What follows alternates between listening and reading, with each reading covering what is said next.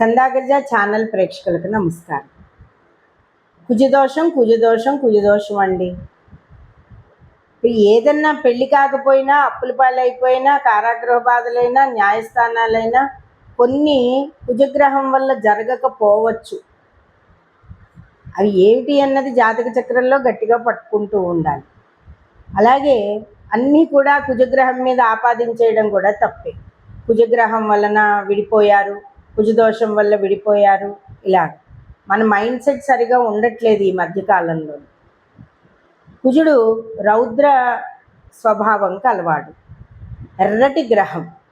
అయితే ఈ కుజగ్రహ దోషం ప్రతి వ్యక్తి జాతకంలోనూ కూడా నేను ఇదివరకు కూడా గత 12 సంవత్సరాలుగా చాలాసార్లు చెప్తూనే ఉన్నాను. కనిష్ట స్థాయి అంటే కొద్దిగాను, మధ్యమ స్థాయి మీడియంగాను, గరిష్ట స్థాయి హై రేంజ్లో ఎలా ఉంటుంది ఒక్కొక్క జాతక చక్రంలో అన్నది ముందుగా తెలుసుకోవాలి. అలాగే వివాహ సమయంలో మాత్రం పొంతను చూసేటప్పుడు ఇద్దరికీ కూడా కుజగ్రహ స్థాయి ఎంతవరకు ఉంది, ఉన్నప్పుడు వీరిద్దరి మధ్య అన్యోన్యత ఎలా ఉంటుంది అన్నది అక్కడ పరిశీలించాలి. సప్తమ కుజుడు ఉన్నా కూడా జాతక చక్రంలో యువకులకి ఒక్కొక్కసారి అమ్మాయికి సప్తమ కుజుడుండి అబ్బాయికి సప్తమంలో లేకుండా ఇంకెక్కడైనా ఉన్నా కూడా కుజదోషాన్ని ఎలా లెక్క పెట్టాలో అలా లెక్క పెట్టి ఇద్దరికీ సమానంగా ఉందా లేదా అన్నది కూడా చూసుకోవాలి. అంతేగాని సప్తమంలో కుజుడుంటే వీళ్ళకి సప్తమంలో కుజుడు ఉండాలన్న రూల్ అయితే ఎక్కడా శాస్త్ర ప్రకారం లేదు. అయితే ఇందులో భాగంగా ఏమిటంటే అందరూ కూడా వాళ్ళు విడిపోవడం ఏమిటి, మంచి చక్కటి ముహూర్తాలు పెద్దవాళ్ళు పెడుతున్నప్పుడు, పెద్దల మధ్యలో పెళ్లి కుదిరినప్పుడు చిన్న మాట పట్టింపుతోటి విడిపోవడం, తీసుకొచ్చి జ్యోతిష్యుల మీద కుజదోషం మీద వేసేయడం, ఇది తప్పు.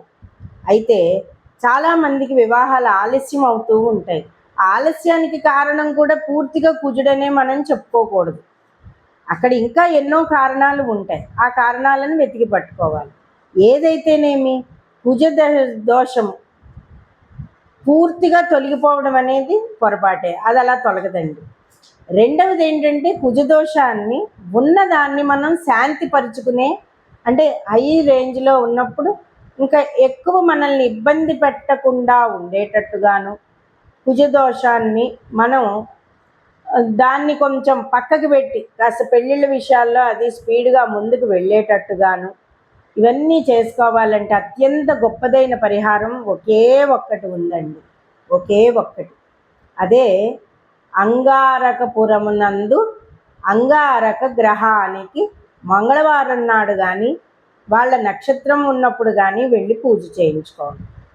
ఇది చాలామంది పండితులు చెప్పినదే, ఇది అనాదిగా ఉన్నదే కూడా. మరి ఈ పురం ఏమిటి అని అడిగితే ఉజ్జయిని ఉంది కదా, ఉజ్జయినిదే మనకి అంగారకపురం. ఇది కుజుడి యొక్క మాతృస్థానము అని కూడా అంటారు.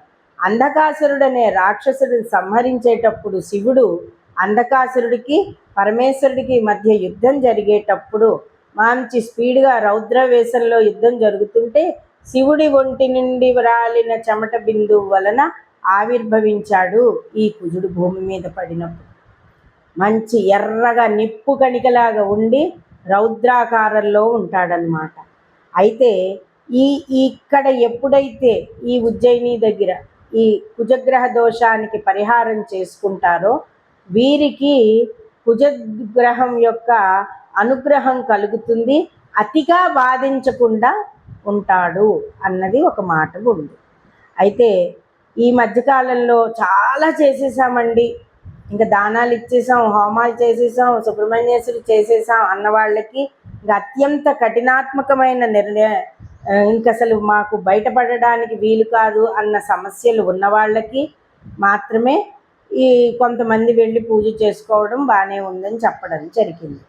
ఉదాహరణకి అక్కడ మామూలుగా ప్రతినిత్యం దేవాలయాల్లో చేసే పూజ అక్కడ కూడా చేస్తారు. కానీ ఆయన మాతృస్థానం కాబట్టి, ఆయన స్వస్థలం కాబట్టి నర్మదా నది స్నానం చేసి చక్కగా ఉజ్జయిని మహంకాళేశ్వరుణ్ణి అమ్మవారిని దర్శనం చేసుకుని, కాలభైరవ దర్శనం చేసుకుని ఈ అంగారక పూజ చేసుకోండి. ఈ క్షేత్ర దర్శనం వలన అందరికీ కూడా ఆనందంగా ఉంటుంది. కుజదోషం యొక్క బాధ తొలుగుతుంది, పూర్తిగా తొలగదు, కొంతవరకు ఉపశమనం ఇస్తుంది. కోర్టులు, కారాగార బాధలు, అలాగే డబ్బు నష్టపోవడం, తరచుగా యాక్సిడెంట్లు, ఇవన్నీ కుజుడి వల్ల జరుగుతున్నాయి అంటే కనుక ఈ కుజ పూజ అక్కడికి వెళ్ళి చేసుకోవడం అనేది మంచిదండి. ఇది చాలా విశేషమైనది, చక్కటి పూజ. అందరూ మీ అవసరాన్ని బట్టి వెళ్ళండి, అంతేగాని వెళ్ళిపోని అవసరం లేదు. అవసరం లేని వాళ్ళు చేసుకోని అవసరం లేదు కూడా. మంగళవారం నాడు అంగారక చతుర్దశి నాడు మీ నక్షత్రం వచ్చిన మంగళవారం నాడు నియమాలు పాటించుకుని ఈ కుజ పూజ చేసుకోండి. మరి ఇంకెక్కడెక్కడ మనకి కుజదోష నివారణ పూజలు ఉన్నాయి అని అడిగితే మరి రేపటి భాగంలో ఇవన్నీ తెలుసుకుందాం. అంతవరకు స్వస్తి.